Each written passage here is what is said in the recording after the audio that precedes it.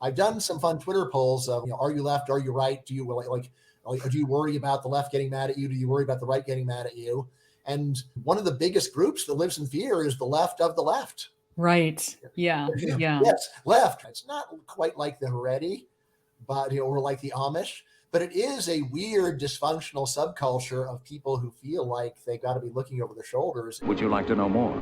We are really excited today because we have a very special guest joining us, Bryan Caplan. He is, in addition to being a professor of economics at George Mason University and a New York Times bestselling author, he's an author of not just a ton of books, including obviously some favorites of ours like Selfish Reasons to Have More Kids and The Case Against Education, like two huge obsession areas for us, but also in collaboration with the creator of Saturday Morning Breakfast Cereal, an awesome webcomic, a book called Open Borders, The Science of Ethics and Immigration, which is illustrated. And there just need to be more books out there. As avid readers of comics and manga, like throughout our youth, we are huge fans of this format. So super stoked, especially when it's something about policy. Well, it's wild. We actually have a Saturday Morning Breakfast cartoon in one of our books as well. We asked for permission. So but other things he's written on is The Case Against Don't Grow Up to Be a Feminist is one of the books. And one of the most recent ones is on how democracies are non-functional or becoming less optimized for good economic outcomes. So ladies and gentlemen, if you need some good reading, basically just search Bryan Caplan's name. So the priming that I wanted to go into this interview is because I find this very interesting and I haven't seen your pontification on this particular angle yet. When I look at all of the things that you're seeing as problems, they both seem to align with many of the things that we think about the world, and I think most people who've really thought about things. So they're very sane and based takes, right? Fertility, population is going to begin to decline in the developed world, which is going to have major economic effects. The academic system is working less and less well. There's sort of social contagions like feminism, which are causing many downstream societal effects. My question to you is, realistically, where does the world go 50, 100 years from now? Do we see a beginning of a collapse of the developed world? Do we see small social groups begin to gain more power? What's going on? My honest answer is I always say we'll muddle through. There's no collapse. There's no disaster. I mean, even the idea that things will get overall worse is, I think, highly unlikely. Mostly, I think, in terms of missed opportunities, things could have been so much more than they were. If we get to immortality in 1,000 years, but we could have done it in 100 years, well, what a horrible tragedy for 900 years worth of people. It's not the same thing as the Planet of the Apes or something like that, where like just a complete takeover. It's just that we could have done so much better and we didn't. How sad. So then economically, how do you think demographic collapse plays out? Do you think that it won't have that big of effect? Do you think it will have a big, how can countries adapt to it? It will have a huge effect relative to what could have been. That doesn't mean that we will see that living standards actually go down in absolute terms. I'm not going to rule that out for the most egregious cases. I do think that despite the great dysfunctionality of politics over the world, including democracies, that when things get really bad, to the level of things are actually going to get noticeably worse before your eyes, then I think normally countries get more flexible. It's like, all right, well, we can't have them actually get worse. What politics is really bad at is realizing incredible missed opportunities that people just have not gotten used to yet. For example, so if South Korea, if it really looks like they're going to be unable to staff their old folks' homes, they'll let in the immigrants at that point. It has to get bad, right? And then they will, all right, fine, we will go and prevent things from getting noticeably worse. They'll do what it takes to prevent that. But the fact that they could have had 5 times the GDP that they have right now if they just changed decades ago, well, that can keep going on indefinitely. There just isn't the same kind of pressure to realize theoretical opportunities as there is to prevent obvious disaster, where pressure is pretty high, actually. Yeah. So on this topic, I mean, what would be your theory of the best ways to increase fertility rates within a country? I know you wrote a book that was one theory on how to do this, and it's convinced hundreds of people, which is a lot, to have more kids or kids that they otherwise might not. But at a government level, what do you think is the most effective solution? There's a myth out there that natalist policies don't work. Normally, it's based upon this totally impressionistic thing of a country had falling fertility, the government adopted a program, and then fertility didn't suddenly go up. So, all right. Yeah, that's not really a good measure of policy efficacy. As I'm sure you guys know, the gold standard is experimental tests. There are two noted natalist actual bona fide experiments, one in Quebec, one in Austria. Both of these found quite large effects of modest natalist incentives. So I would say that the very best approach is just to go and push harder on these incentives. My preferred one actually is specifically just something like giving people a 1 or 2 or 3 year complete tax holiday every time they have a kid. That is one approach. There's a lot of variations on this. Another one is just we're going to go and tie whatever retirement benefits you get to your lifetime fertility, or maybe the amount of taxes that your kids pay. But in terms of just the simplest to adopt and the one that fits most with a lot of short-term thinking that humans exhibit is precisely have a kid, you don't pay taxes that year, maybe you don't pay them for a few years, which again is also, not to be coy, it is a thinly veiled eugenic approach, which I think makes a lot of sense in terms of people that are statistically likely to have kids that are going to have a lot of payoff for society. They're the ones that are best to go and actually encourage. Again, I am very pro other people having kids too, but in terms of bang for your buck, I think this is the one that makes the most sense. I do have a piece where I just snap together two bodies of evidence, one on how sensitive is fertility to incentives, and the other one is what is the net fiscal effect of having another kid. And I do say that this program that I'm talking about, or policy I'm talking about, of giving people a 1 year tax holiday for having another kid, is the holy grail of fiscal policy, because it really does look like it is a tax cut that more than pays for itself, which has been otherwise pretty hard to find. Interesting. So I know your upcoming book is on capitalism and freedom economically and how that benefits everyone. Not everyone. I never say everyone. A lot of people, but probably the aggregate. It benefits the aggregate. Yeah, that's actually the kind of language that the book is aimed to crush. Is everyone will benefit. No, not everybody. Most people. Most people. Okay, most people. But so I would love to couch this, and I want to hear how you think about this problem, which is when we look at where fertility rates go up and where they crash, when you see fertility rates begin to go below replacement rate, is typically in a country when the average citizen is earning less than around $5,000 a year, and you begin to see them go up again when a family is earning over $500,000 a year at an individual level within a country. And our takeaway from this has been what is actually, and we say this as big supporters of capitalism, what actually is one of the big causers of fertility rate collapse is when people begin to engage with the modern economic system, because people at both ends of the spectrum aren't fully engaging with the modern economic system. And the modern economic system does a very good job of disproportionate or dynamically pricing the value of potentially productive cultural groups and individuals within a society, but it does a very bad job at judging sort of long-term value of those individuals. So it will always pay somebody just enough to not spend time with their family to some extent. And so the places that are most engaged with sort of capitalistic freedom are often the places that have the lowest fertility rates. How do you think about that, or do you just reject this as a thesis? Well, let's see. The main thing that I know is if you go and race income versus education as predictors of fertility for the United States, where I work with the data the most. So again, just to understand, statistically, this basically means that we're going to allow fertility to depend upon two variables and then see what the relative weights are. So when you do it this way, actually, the big punchline is that it is education and not income that depresses fertility. In fact, the highest fertility subgroup out of those four possibilities, so you've got high income, low income, high education, low education. The highest fertility subgroup is actually the high income, low education group. So in your mind, think of plumbers, high income, low education.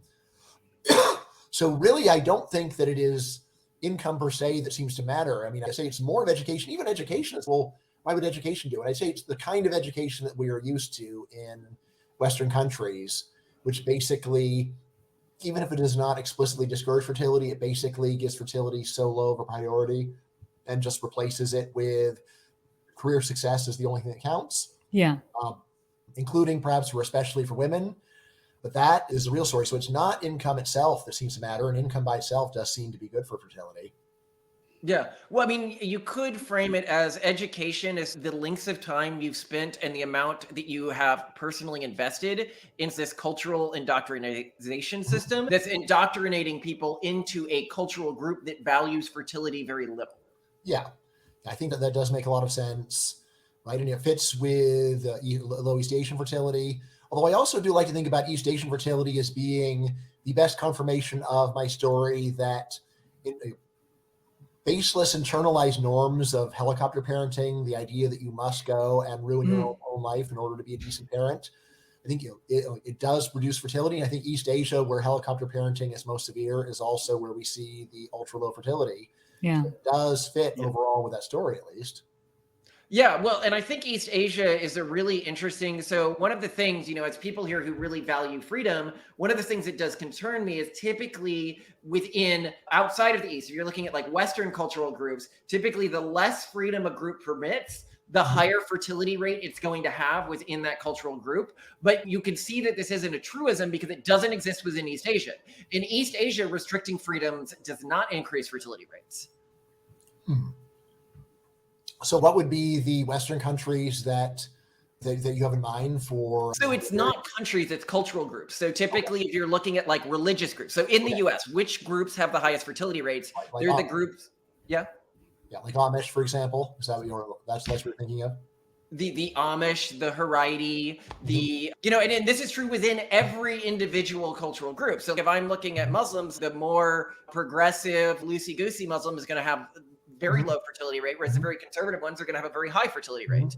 And this is one of the things actually Diana Fleischman was doing an interview with you and mentioned that we had this idea, and I was wondering what you think of it, which is if it is true, and it appears to be true, that within countries, the groups that remove individual freedoms, especially from women, have higher fertility rates, that they will come to be more predominant mindsets in the future. Would you agree with that? Or that's pretty obvious.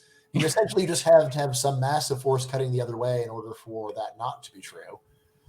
Honestly, my long-term view is straight out of Jurassic Park. Life finds a way. I like that. It's not possible for fertility to stay low forever. We know that there is a substantial heritable component to desired and achieved fertility.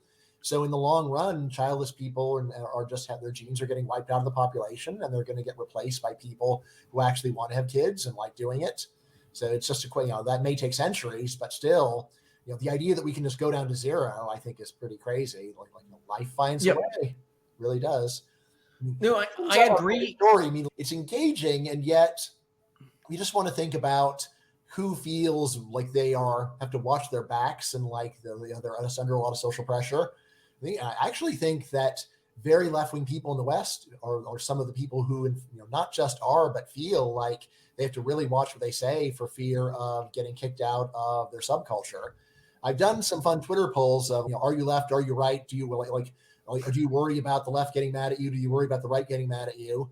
And one of the biggest groups that lives in fear is the left of the left. Right. Yeah. Yeah. Yes. Left. Right. And so, I think that they have actually managed to create, it's not quite like the Haredi, but, or like the Amish, but it is a weird dysfunctional subculture of people who feel like they've got to be looking over their shoulders every time that they go and discuss what they see with their own eyes to make sure that reality is discussable. I think of them as, out of large groups, I think that they are probably one of the largest groups that just feels a lot of internal sense of, I have to be really careful what I say. Yeah. I was kind of surprised by how open people that were responding were to this. It's a Twitter poll. You can always say, people are just making stuff up. I just tend to doubt that. So the idea that like people are deliberately going and responding to anonymous polls with mischievous answers, sometimes they'll do it if it's like really funny, but it's got to be funnier than I'm left wing and I'm scared of the left. That's not 4 out of 10 on hilarious.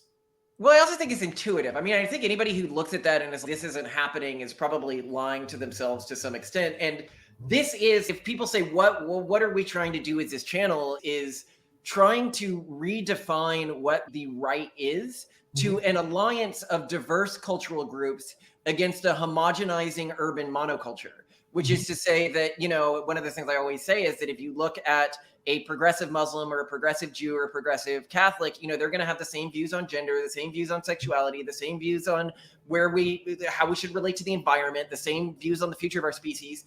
Whereas if you talk to, conservatives of these groups, they're going to have wildly different takes on that. And so I think rebuilding the conservative movement as an alliance of free thought is one of the ways we can preserve and ensure that at least within one space that's possible, but we still get trashed by our viewers all the time, Yeah. I mean, what you're saying makes a lot of sense if you think about modern leftism actually is something, and everybody else is more just like people on the island of misfit toys, where it's like, not that thing, but I don't know, I've got like a broken paw here.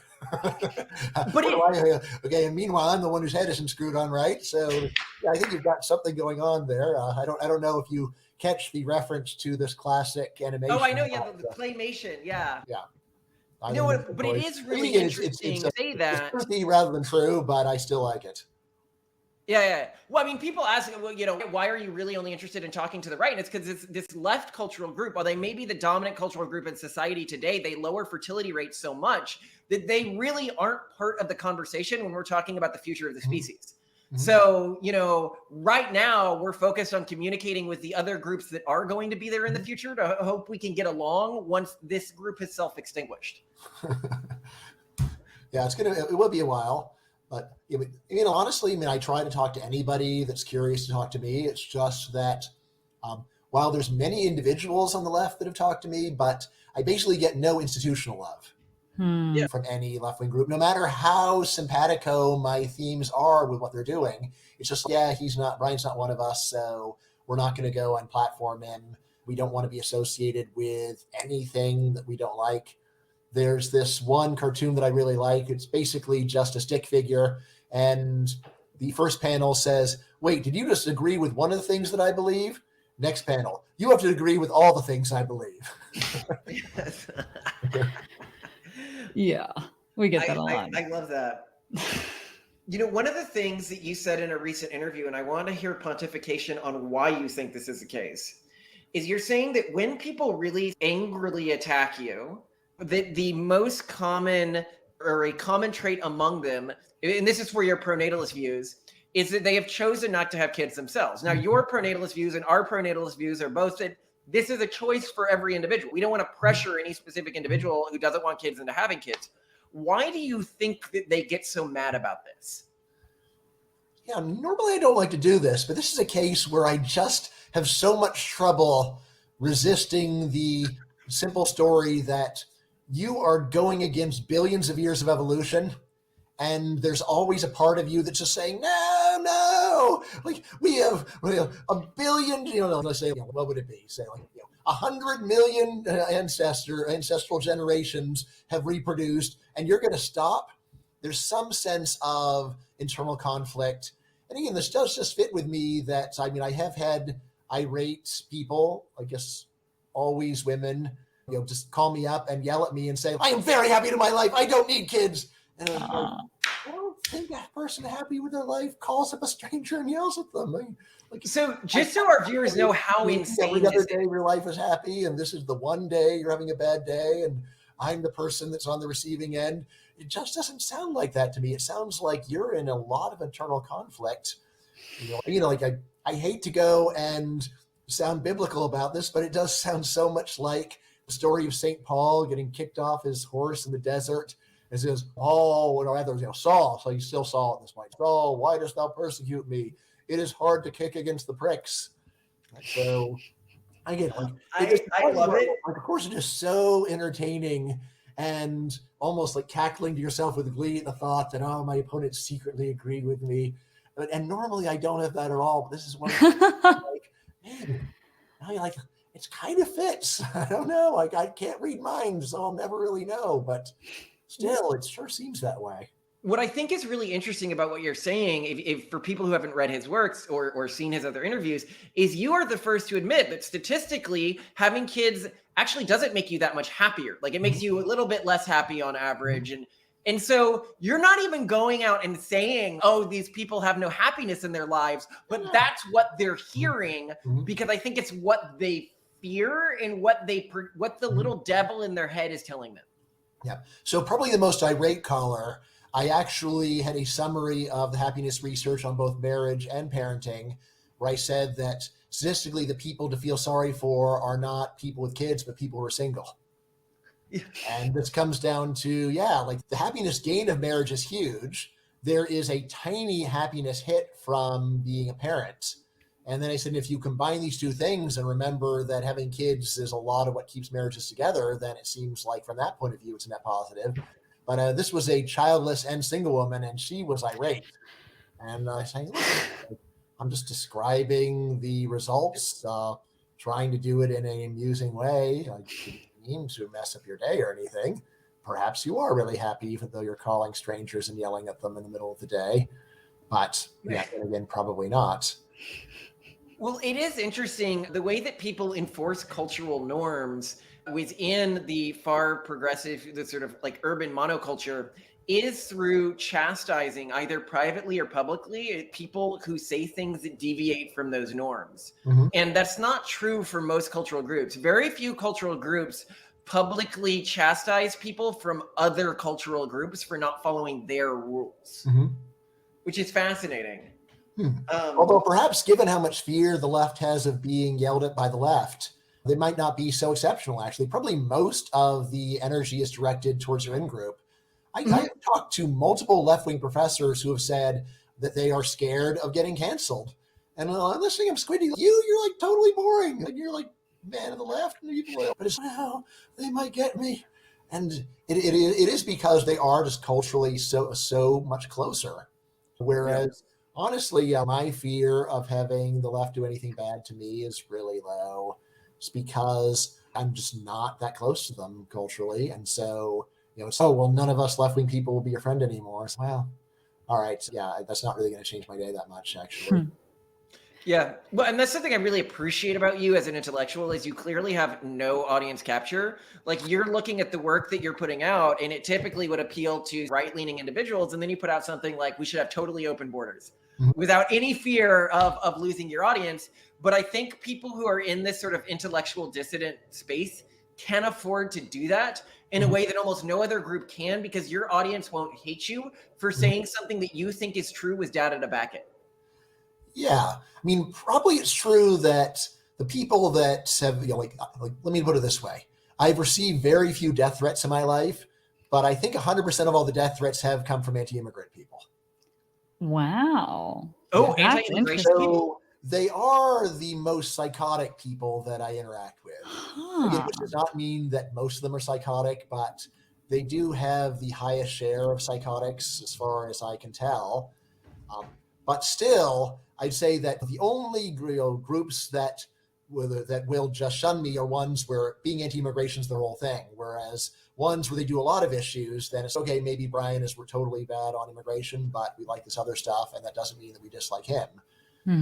It's more of dissident groups are generally just not so picky, and they're like, well, we'll take what we can get. Where obviously, if it's a single issue group, then they do tend to be hostile to me. And of course, even that varies quite a lot by individual, but none of the there's no notable anti-immigration person who's ever threatened me or anything. That's so interesting. Still, that is interesting. Yeah, to me, that means that these anti-immigration groups probably view it as an existential threat to their culture if immigration is allowed. Yeah, which is interesting because countries that have the strictest immigration policy, one thing we always point out is if you look at wealthy countries, the countries with the strictest anti-immigration policy typically have the lowest fertility rate. And they typically had these anti-immigration policies before their fertility rate collapsed. So it appears to actually kill a cultural group to not have competitors around. Yeah, at least it's somewhat plausible, I guess, to whether it's causal or not. It's a bit hard to say. Let's see. I mean, I guess I would go around thinking about, here's actually the East Asian economy that's most open to immigrants, which is Singapore. They're not the worst of fertility, but they're not the best either. Yeah. So again, that's just one example. I mean, a lot of this, I would say, maybe we just don't have enough data to really know. Well, yeah, and different cultural groups relate to things in different ways. So it might be that East Asian groups don't increase their fertility when they have cultural competition, but Western cultural groups, Yes. like whether it's like Israel or the US, do. Yeah, Israel, there's quite a bit of plausibility. And this is the case, the main country where normal people talk about there being race. That's a good point. We've got to beat that other group. I mean, at first, people were telling me that's not really true. Okay, fine. It is actually true there. It's not just something some intellectuals have superimposed on behavior. It's something that normal people use to describe what they're doing with their lives. Yeah. I mean, they're proud of who they are. And I think that when you were talking about education plus wealth, Israel is where that rings true for me. When I think of like conservative Jews who do not like Haredi, who don't engage with the education system, but are otherwise wealthy, they have lots of kids. Yeah, I mean, also worth pointing out, they got lots of education, but just of this bizarro kind that consists in, let's argue about the meaning of dead books written by a bunch of different people and pretend they all have to agree. Yeah, I mean, my impression is it's not necessarily. What a shame that so much brain power goes into this completely futile intellectual endeavor. We talk about that. It seems to us like a bit of an IQ shredder. We're like, oh my gosh, these are like, we spoke at one point about the meritocracy system of that culture as well, like how it really sorts for very smart people, well, smart and charismatic people. Like the most informed is able to get the most power and status and influence, and yet we're like, oh, but these people could get us on Mars, but they're not. As I pointed out to Simone, when the cultural group abandons that, that's what the Reform Jews did. They said, oh, we'll still judge cultural status by how smart we are, but we'll have this done by some sort of external system like the university system. And that just acted like a huge back door, which destroyed their fertility rates and was used to convert them all to the progressive urban monoculture. And so there's a reason why they do this, even though it appears unproductive. Yeah. Anyway, hold on. This has been fantastic. We're out of time, but I would love to have you back. Simone, do you have any final thoughts? No, I'm very entertained that the death threats come from immigration. So Malcolm, we better watch our backs if we ever start talking about that more. Yeah, I mean, I think it's almost all cheap talk. I'm not actually worried. But it's interesting to see like where it comes from. The level of fear of even normal intellectuals, much less dissenters, especially when there are people with tenure who say, "I'm afraid to speak my mind." This was like, if you won't do it, come on, who's going to? Like, you have this dream job for life. You don't live in a war zone. If there's something that's worth saying, and you know it won't be said, but for you, stick your neck out and say it, and take your lumps. There's no other way to live that's worthwhile. Beautiful parting words. Oh, Thank you so much for coming on. My pleasure, guys. Thank you.